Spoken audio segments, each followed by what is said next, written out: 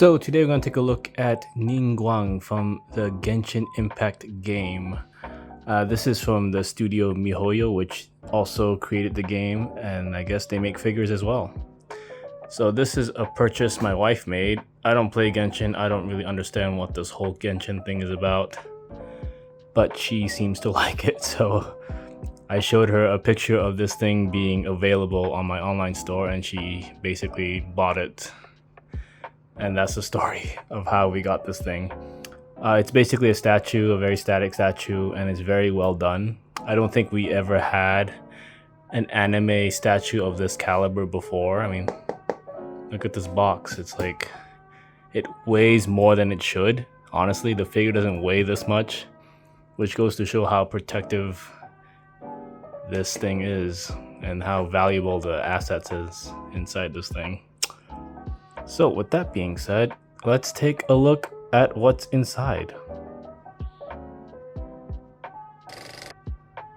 So the first thing to look at for this whole thing is the base, which is very, very big.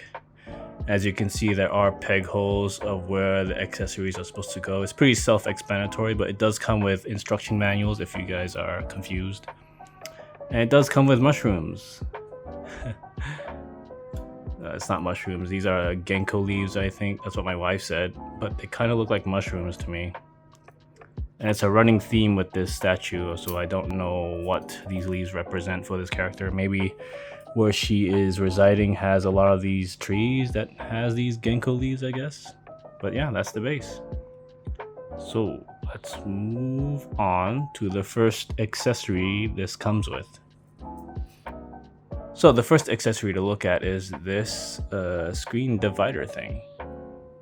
It depicts a phoenix, and it does fit very well onto the base. I think too well. And the detail looks very hand-drawn, very organic. You can see the Genko leaves and stuff. And yeah, I don't know if this is like her emblem or her family animal, whatever. But yeah, so this goes onto the back there, which I will do off camera. So the second thing this statue comes with basically is this lamp, which is unfortunately crooked for me. Don't know if you could tell, but it's kind of crooked. Can you tell? Yeah, it's crooked. If you could see, it's leaning to the left. But it does light up with this scroll magnet thing. Just tap it and it lights up pretty well, I guess. It's not very bright, but it does do the trick basically. Yeah, you can see the detail of the woodwork, I guess, the paintwork and all that. It's kind of meh for me, but I guess for my wife she likes it. So you could switch it off with this thing on.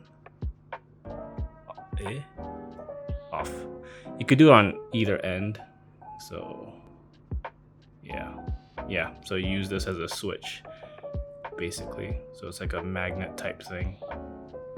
Now the batteries this thing comes with, well, it doesn't come with batteries. Honestly, that was the annoying part. This figure does not come with batteries, so I had to buy my own, which is this, a CR1632 button battery. You just need one and you're good to go. So yeah, that's the lamp this thing comes with. So let's try and plug it in.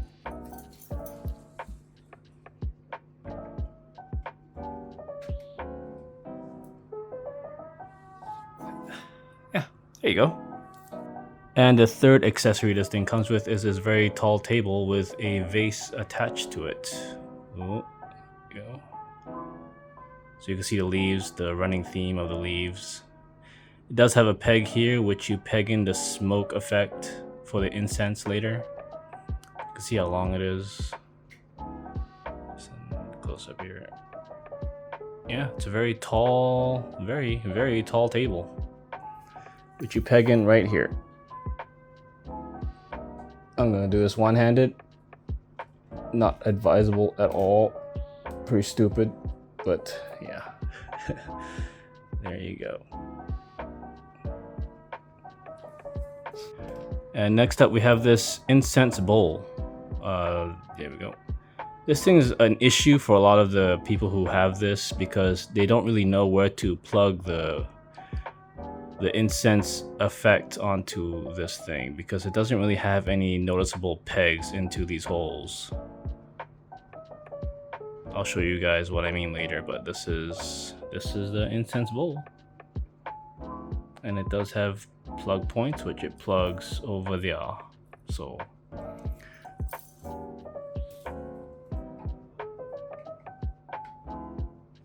there we go. Let's see, the fifth accessory this thing comes with is a bowl. So this is a bowl she keeps her scrolls in because she does sell information to the highest bidder. And basically she keeps all her archive, whatever, here in the bowl for all to see, I guess. Not very secure, but I guess that's how she rolls. So there's no real place to put this. You just put it wherever you feel is correct, and yeah. Next up are her scrolls here. They're all identical. You get 4. Detail wise, it's pretty meh. Honestly, it's just they look like rolling pins, really. Well, you get 4, and you basically slot these things in where the bowl is.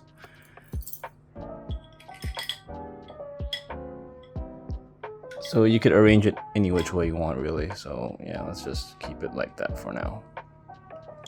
And the next accessory to look at is this incense smoke effect, which looks very cool.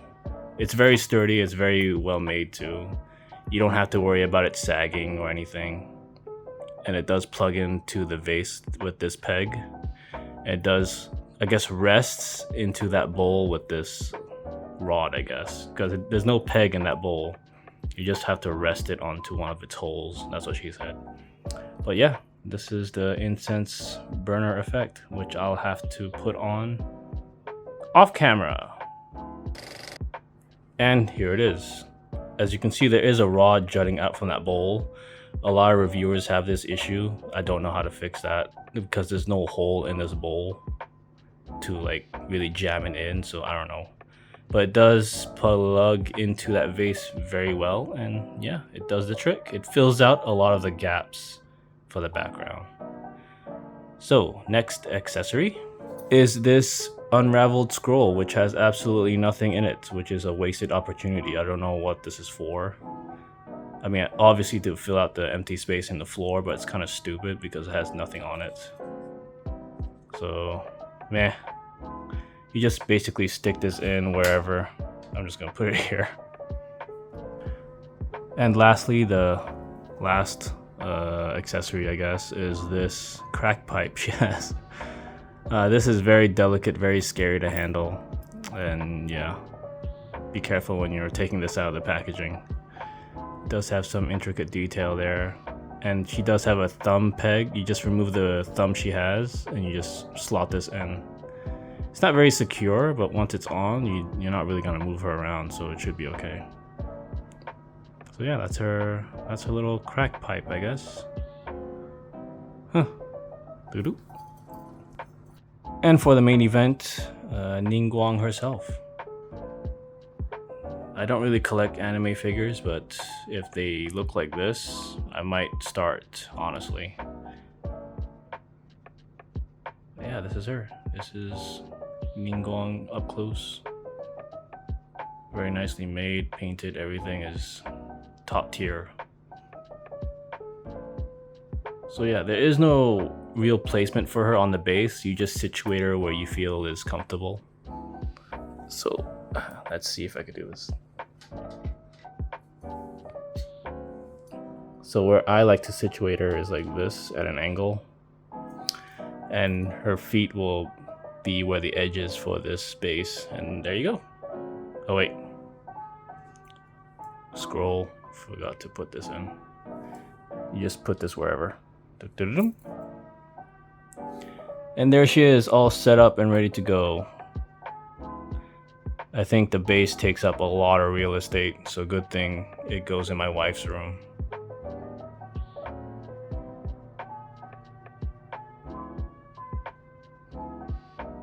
So yeah, with that being said, let's take a closer gander at this very leggy person. So before the close-ups, I'll show you how to insert the crack pipe. So you basically unhinge or unhook or unpeg that thumb. And you basically put the new thumb in. Don't force it in, just let it rest. And you rest the pipe between the two fingers. There we go. And there, that's how she looks like with the pipe, which I think is a proper way to display her with the pipe. So do some close-ups here.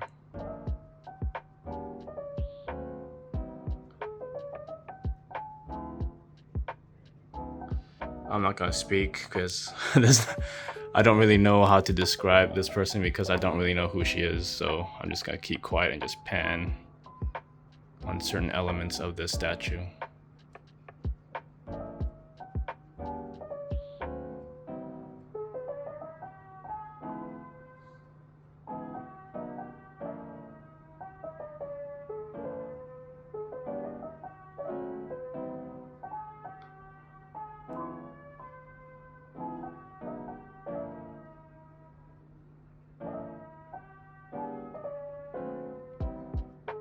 And yeah, there is your close-up of Ningguang.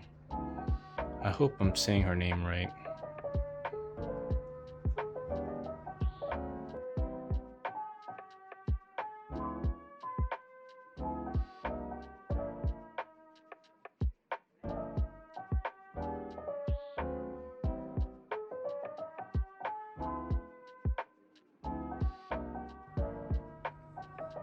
And that's about it.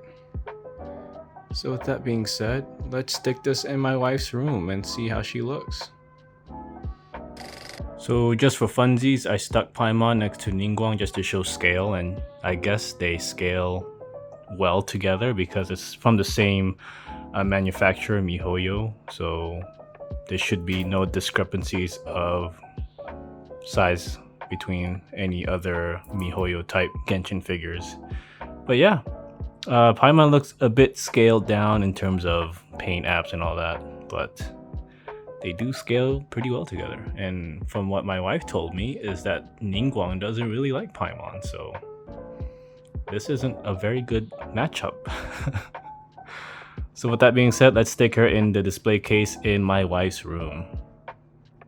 So this is where Ningguang will sit. We actually had to get her own display case because we were scared of her getting damaged or dusty, but unfortunately it didn't really fit her base. So most of her accessory thingies are just resting against the inside of this box. So it's kind of haphazard. But yeah, she's safe.